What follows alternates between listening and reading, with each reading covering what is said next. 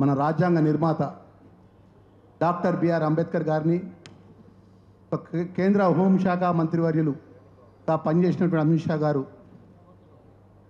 అవహేళనగా మొత్తం యావత్ భారత ప్రజానికం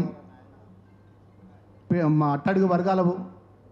ప్రజల పక్షాన గొప్ప నాయకుడు ఉన్నటువంటి అంబేద్కర్ గారిని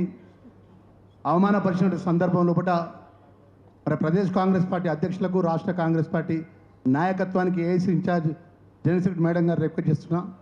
మేడం దయచేసి ఏదైతే ఏఐసీ పరంగా తీసుకున్నట్టు జై బాపు, జై భీమ్, జై సంవిధాన్ జరిగే ఈ కార్యక్రమం లోపల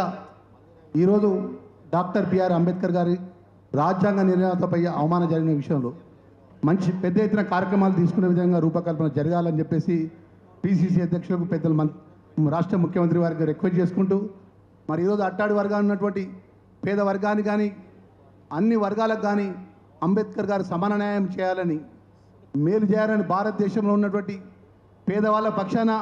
అంబేద్కర్ నిలబడి అంత గొప్పగా రాజ్యాంగం నిర్మాణం చేసినటువంటి ఆ మహోన్నతమైన నాయకం జరిగినటువంటి కేంద్ర మంత్రివర్యులు అమిత్ షాను బర్తరఫ్ చేసేంత వరకు మన కార్యక్రమాలు రూపకల్పన జరగాలని సవినయంగా మనవి చేసుకుంటూ ఏదైతే జై బాబు, జై భీమ్, జై సంవిధాన్ అనే కార్యక్రమాన్ని గ్రామాల్లో కూడా నేను జిల్లా కాంగ్రెస్ అధ్యక్షునిగా నేను రిక్వెస్ట్ చేస్తున్నా సార్. మీరు ఏదైతే కార్యక్రమం ఇచ్చినారో తూచా తప్పకుండా మా జిల్లాకు సంబంధించిన మంత్రివర్యులు పెద్దలు శ్రీధర్ బాబు గారు ఉన్నారు, అదేవిధంగా పొన్నం ప్రభాకర్ గౌడ్ గారు ఉన్నారు, జీవన్ రెడ్డి గారు ఉన్నారు, మా శాసనసభ్యులందరం కూడా కాంగ్రెస్ పార్టీకి సంబంధించిన శ్రేణులందరూ కలిసి పెద్ద ఎత్తున అంబేద్కర్ గారు జరిగిన అవమానాన్ని ఏదైతే బీజేపీ పార్టీ